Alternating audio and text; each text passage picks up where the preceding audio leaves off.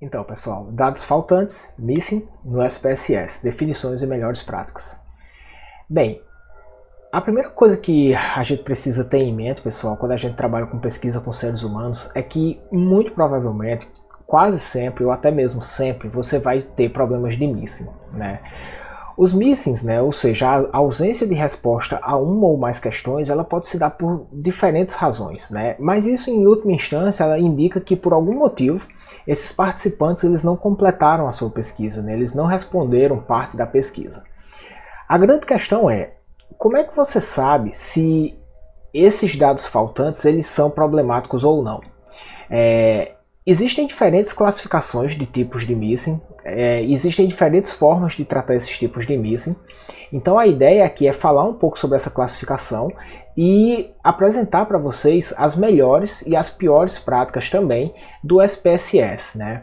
É super comum no Brasil a gente trabalhar com a substituição pela média, né? Então tem algumas questões aí que a turma geralmente faz, que não é legal, mas o SPSS também tem formas excepcionais de substituir os dados faltantes, e é o que a gente vai aprender aqui na aula de hoje. Então bem, vamos começar aqui pelas definições, né? A literatura geralmente classifica os missings em três tipos. O missing completamente aleatório, né, que em inglês seria Missing Completely at Random, MCAR. O missing aleatório, Missing at Random, MAR. E o missing não aleatório, not missing at random, NMAR. A gente vai passar por cada um deles para que vocês possam entender as diferenças entre todos. O missing completamente aleatório, pessoal, ele se dá quando a resposta a um ou mais itens não tem nenhuma razão a não ser o acaso, né? Então, o fato da pessoa não ter respondido um item específico da sua pesquisa, ela não tem a ver com características do sujeito, não tem a ver com o conteúdo do item e também não tem a ver com respostas que foram dadas a outros itens do seu questionário. Então isso é muito comum quando a gente tem, por exemplo, um questionário de papel e caneta, né? As pessoas estão respondendo aí uma escala do tipo Likert, por exemplo, tipo essa daqui que vocês estão vendo agora na minha mão, e a pessoa simplesmente, quando está respondendo aqui as questões, ela, por algum erro, ela pulou uma questão, né? E aí a questão ficou em branco. Então, quando a gente tem essa situação, né, o sujeito pula uma questão sem querer, esse é um tipo de missing que é completamente ao acaso. Então não existe nenhuma razão estatística desse tipo de missing estar acontecendo para aquele item específico, né? Então, geralmente quando a gente tem aí centenas de respostas no banco de dados, a gente vai ter aí uma dezena de dados faltantes, algumas dezenas de dados faltantes por essa razão. Bem, quando a gente tem um missing completamente aleatório, as consequências desse tipo de missing elas tendem a ser pequenas. Por quê? Porque o padrão de missing ele é o acaso, né? Então assim, ele tende a não afetar um item específico a mais do que os outros. Ele tende a não influenciar tanto no padrão de resposta do questionário inteiro, né? Já que são padrões de missings que são aleatórios, né? Ao longo de toda a pesquisa. Então, pessoal, geralmente, né? Assim, uma vez que esse tipo de missing ele é completamente aleatório, ele tende a representar um baixo percentual do total de respostas do banco de dados, especificamente sobre aquele item, né? E assim, por ser aleatório, ele não vai influenciar as estimativas que você teria, né, caso aquele banco de dados ele tivesse sido respondido de forma completa, né? Porque a ideia é que, óbvio, está faltando uma informação ali, mas essa informação ela não é um erro sistemático que vai afetar sistematicamente os dados que você ia obter. Então, o grande problema, né, na verdade, assim, o maior problema quando a gente tem um tipo de missing completamente at random, né, ou completamente aleatório, é o fato de que você vai reduzir um pouco o poder da sua amostra, né, já que você aí vai ter alguns participantes que eles não vão participar dos processos de análise de dados se você não fizer nenhum tipo de tratamento. Um segundo tipo de missing que é definido na literatura, pessoal, é o missing aleatório, né, em inglês missing at random. Nesse tipo de missing, a ausência de resposta ao item ela não tem relação direta com o próprio item, mas a ausência está relacionada a uma variável externa, a alguma coisa externa que faz com que a pessoa não possa responder a questão.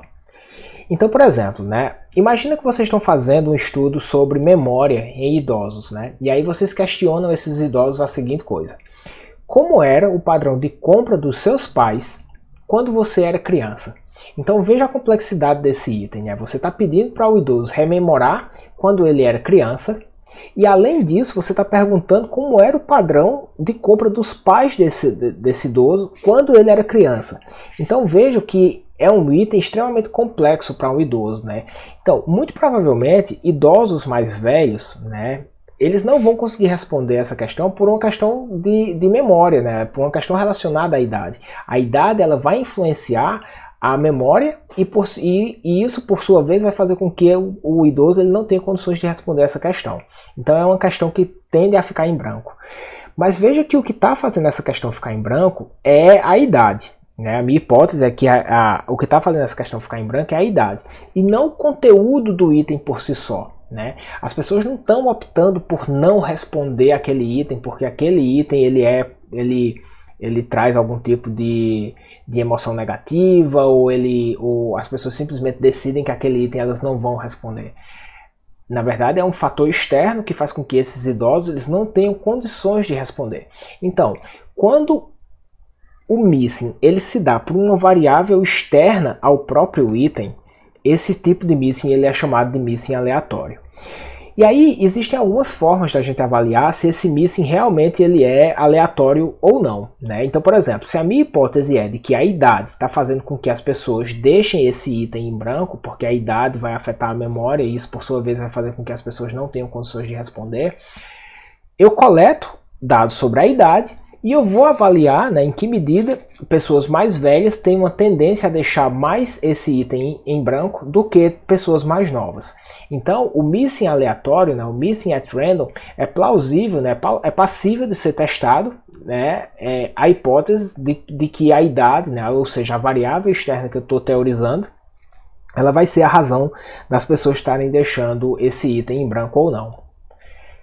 E por fim, pessoal, o terceiro tipo de missing que a literatura comenta, que a literatura classifica, é o missing não aleatório.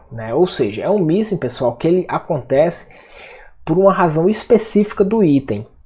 Então as pessoas elas estão deixando aquele item em branco porque elas realmente não querem responder aquele item específico por causa do conteúdo que aquele item tem. Então, por exemplo, imagina que você está respondendo um questionário sobre hábitos sexuais e aí dentro desse questionário existe uma pergunta muito íntima, uma pergunta que realmente lhe expõe, uma pergunta que realmente você não se sente confortável em responder.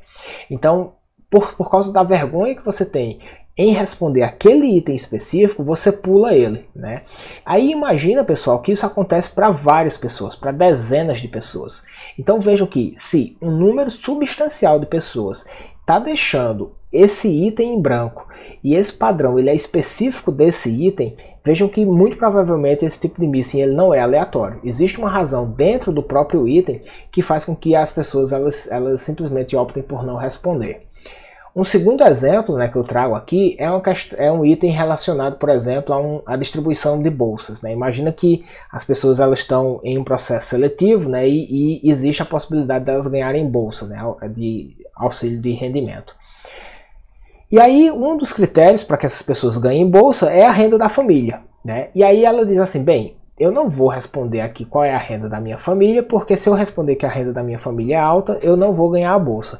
Mas também eu sei que se eu mentir, se eu colocar aqui um dado não verdadeiro, informação não verdadeira, eu posso ter problemas legais, por exemplo. Então, ao invés de mentir, eu vou simplesmente aqui deixar em branco esse item.